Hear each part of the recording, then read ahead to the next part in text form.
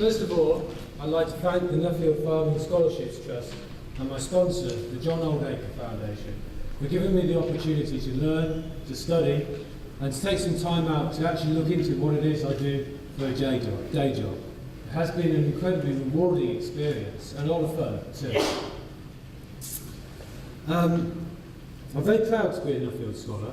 I'm also very proud to say that I'm the first generation.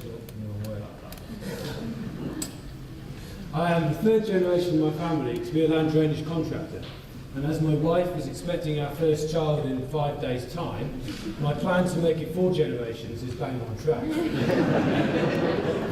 The company's farm services. We've been putting pipe in the ground for 70 years, and this is one of our machines working in the field in Warwickshire. It is a scene which my grandfather would recognise. The drainage in the UK, in the main, has stood still for 30 years. My report is an attempt to ascertain whether or not this is a trend or a blip. And following my travels, I hope to be able to stand in front of you today and argue that drainage does have a role in farming's future, a role in increasing yield, a role in mitigating some of the environmental impacts of agriculture. I also believe this is a role that should be greatly increased. Drainage has an ancient and old history. Ancient civilizations such as the Mesopotamians were the first to start moving excess water away from crops thousands of years before the Romans were the first to drain in the UK. Like farming, this history has often been very turbulent, with installation varying greatly year from year. This graph shows the number of hectares drained each year since 1950. As you can see, it steadily raises up until the early 80s, ground soil moves and it drops like a stone. The data stopped being recorded in the early 90s. If they continue recording up to the present day, it would be exactly the same historic low level. I look at this graph with perhaps a different perspective than most. My first reaction is to think, crikey, I chose a bad time to be a drainage contractor. The first part of my travels took me not to foreign climes, but back in time. I wanted to go back to the 70s and the 80s when we invested in drainage and conducted world-leading research. I spoke to as many people as I could from that time and tried to relearn that knowledge firsthand. I then travelled to the United States, the Netherlands and to Canada, and I met with over 35 drainage contractors, numerous machinery manufacturers, pipe suppliers, academics and of course farmers. Wherever I went, I found a buoyant drainage industry with competent professional contractors using modern machinery and unable to keep up with demand, with universities conducting useful practical research on drainage, machinery manufacturers designing new machines and producing more drainage machines than they had ever done previously. And I found farmers who really valued drainage. To be perfectly frank, this is all very different from what I find here in the UK. So it won't be too much of a surprise to say that the first question of everyone is why? Why is the industry so big? Why is demand so high? Everybody responded with exactly the same answer. Everybody just said yield. There are many reasons many advantages of farming on well-drained soils. I'm sure anyone who's had to tow a combine out of axle deep mud will testify to that. But the reason to drain really is very simple. It's to increase yield. The soil is a complicated, dynamic ecosystem. It's vital for farming, and it must be looked after and cared for at all times. Excess water creates anaerobic conditions. It starves the life in the soil of oxygen. In addition, excess water causes problems with the soil structure. It damages it, often very seriously. To produce healthy, good crops in such conditions are very, very difficult. In Canada, I was shown data taken over a 20-year period, the details of which are in my report if you want to read this, in which there was a 38% increase in the yield of winter wheat on drained land in comparison to undrained land. This actually supports field experiments carried out in England during the 1970s. But this is not new data. This has been around for quite a while. What farmers, what contractors in North America told me is that it was yield mapping which had been the driving force. Once people are able to see the difference in their own fields and to measure the difference in their own fields, the advantage of drainage became too obvious to ignore. I suspect, or perhaps I should say I hope, that we will follow the same path as North America, and an increase in people adopting yield monitoring techniques here in the UK will lead to an increase in drainage installation.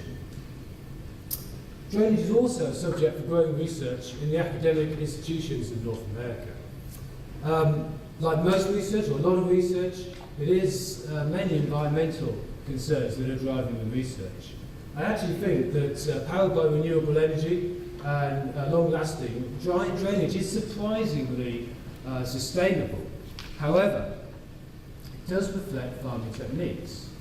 What is applied on the surface enters and leaves the field below. And of particular concern in America are nitrates. In the Gulf of Mexico, a large hypoxic zone exists. Hypoxic zones are areas where an influx of nitrates have caused an algal bloom.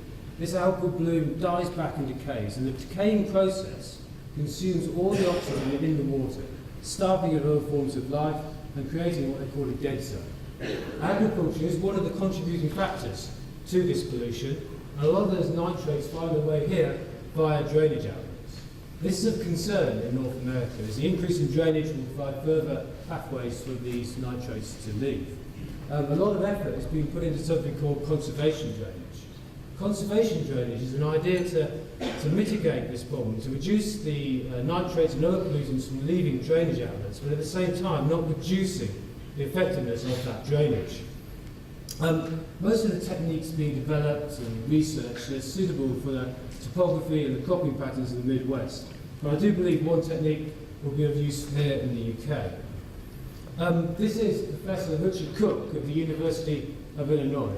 He's an incredibly enthusiastic researcher, and he's well known and popular due to his extension work in the farming community.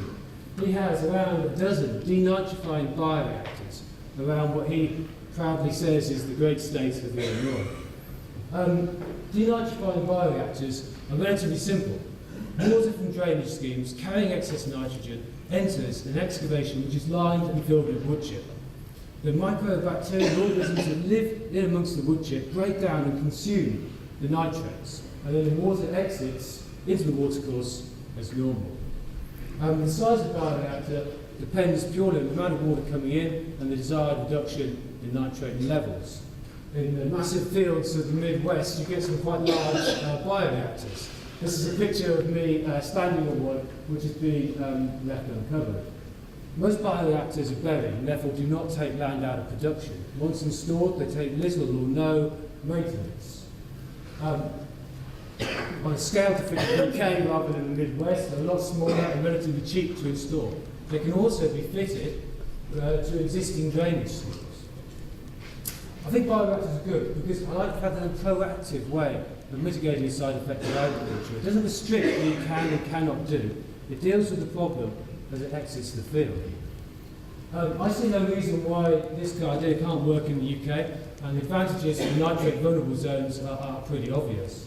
Having spoken to the Environment Agencies and the Seven Rivers Trust, we have formulated a plan together with a local farmer to install a bioreactor in sunny old Warwickshire in the new year.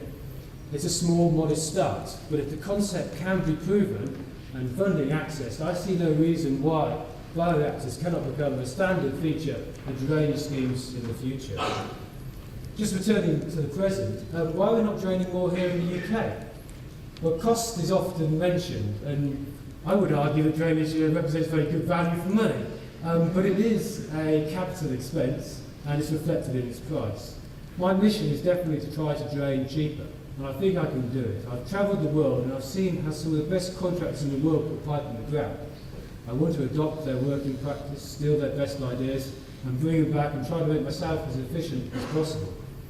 Also, the use of GPS grade control, recycled aggregates, and certainly that's of some use, and trenchless drainage believes I can reduce the costs further. But really, when I get down to it, what I actually think is that it's lack of promotion which is the bigger factor.